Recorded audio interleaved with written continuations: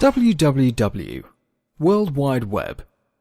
Commonly known as the web, is a collection of electronic hypertext documents stored in a computer, linked together like a spider's web, which can be accessed via internet. Let's take a live example to get an idea of how the web works. The web browser is a software program to access information from the web. For example, Firefox, Internet Explorer, Safari, Chrome, etc. In a day, 3.3 billion searches happen on Google. Let's see exactly what happens when you type www.google.com and click Enter on your web browser. The browser passes this URL into three parts: protocol name, server name, and the path to the page in the server. Blank space usually denotes the index as the path. By default, when a page request is made, it fetches the index.html page, whereas a specific path, say about.html, is mentioned, it fetches about.html from the corresponding server. When this passed URL comes out of the browser, it becomes an HTTP request, consisting of the following parts. Let us discuss these parts briefly. Request line consists of three components such as method, the path to the page on the server, and HTTP version. The method is used to forward the request to the server. The predominant methods used are GET and POST. A normal GET request looks like this, wherein the parameters such as username and password are passed on the URL.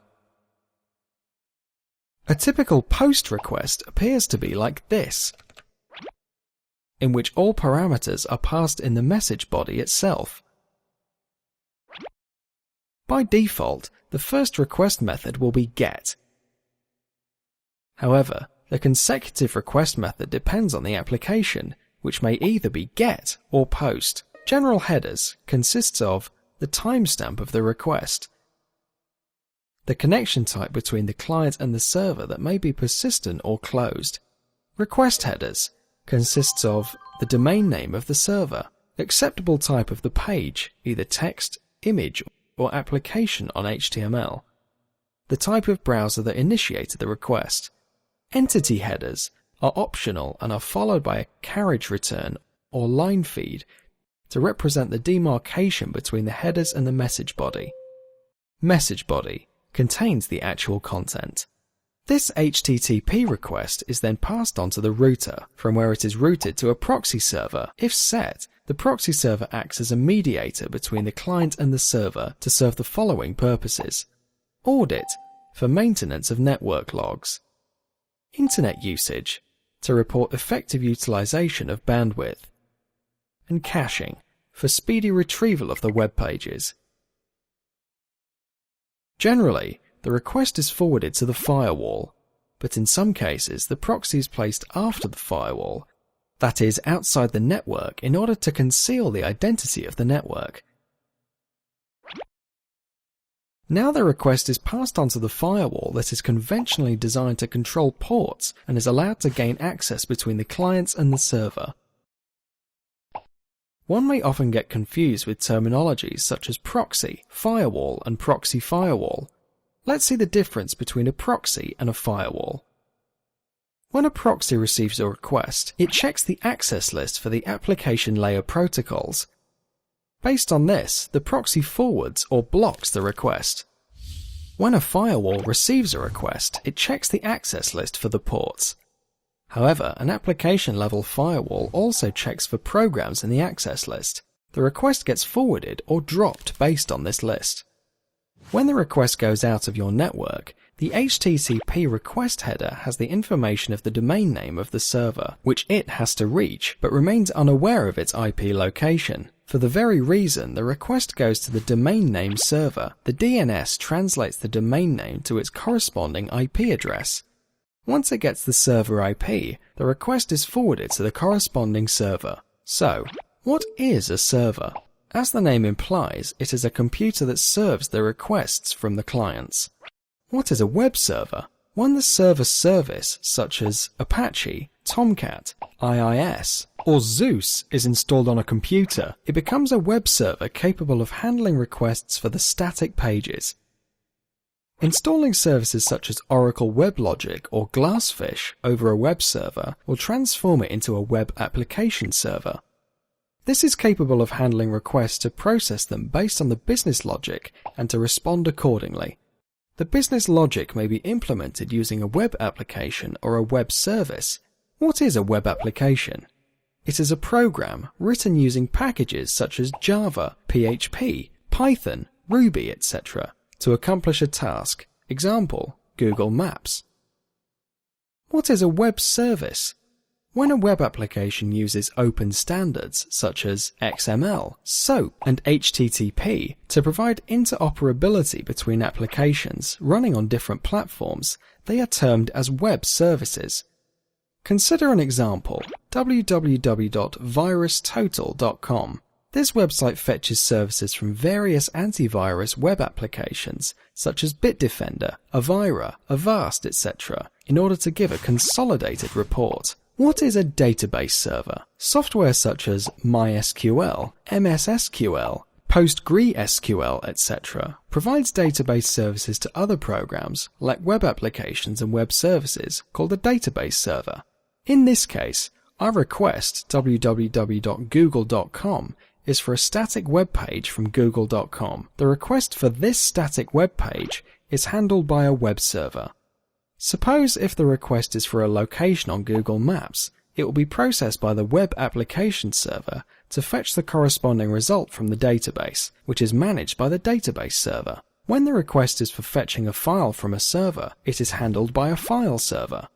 What is a file server? A computer installed with software such as FileZilla, Logical Dock, Cerberus FTP, etc., which is purposely designed for storing, sharing, and publishing files, is called a file server. This again uses the DB server to access the requested file from the DB and returns it back to the web server to produce the HTTP response. When the request is for sending or receiving a mail, it is handled by a mail server. What is a mail server? A computer installed with software such as Mercury Mail Transport System, HMail Server, etc. for handling mail requests and responses is called a mail server. When the request is to send emails, the mail server uses SMTP on port 25, and when the request is to receive, it uses POP3 on port 110. When the requests are processed by the corresponding servers, it generates corresponding responses where the actual HTTP response looks like this and consists of the following parts. Status line. The request line of the HTTP request is replaced by this status line in the response. It consists of the HTTP version. Status code is used for defining the state of the web application or the web page that has been requested for. This is clustered into 5 different groups. If the status code falls between 100 to 199, it is meant for experimental purpose. 200 to 299 shows successful page access. 300 to 399 denotes redirection of the request. 400 to 499 denotes client errors, and 500 to 599 denotes server errors. Reason phrase. A brief description of the status code. For example, status code 404 denotes client error and the corresponding reason phrase is page not found. General headers consists of the timestamp of the response and the connection type between the client and the server that may be persistent or closed. Response headers consists of the name and version of the server that hosts the domain. Accept ranges may be bytes or none. When it is none, the client needs to wait until all the elements of the web page are rendered. When it is bytes, the server allows partial loading of the elements of the web page. Entity headers consists of the content type that gives information about the type of content in the body of the message. Content length denotes the length of the message. Last modified denotes the timestamp of the last update of the message. Message body, the actual response for the request. The response is then processed by the web browser to display the requested content. Next time, when a user requests google.com, instead of fetching the response from the server, the browser processes the request using previously stored responses from web cache. A request that passes through a router, proxy, firewall, web server, web application server, and database server to fetch a response looks like a cruise missile, thus making us christen this structure of working as the cruise missile architecture.